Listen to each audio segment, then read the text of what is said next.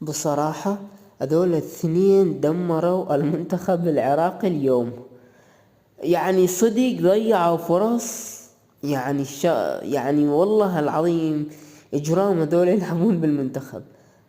مصطفى سعدون بس شوت، امسك، انذار فقط.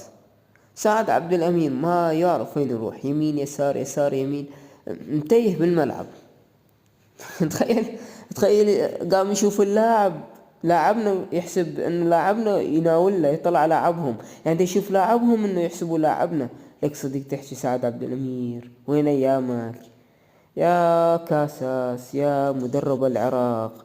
انت اللي دا تسويه غلط في غلط. نزل المحترفين، شفت من نزلتهم شلون غيروا لعب وتقنية اللعب.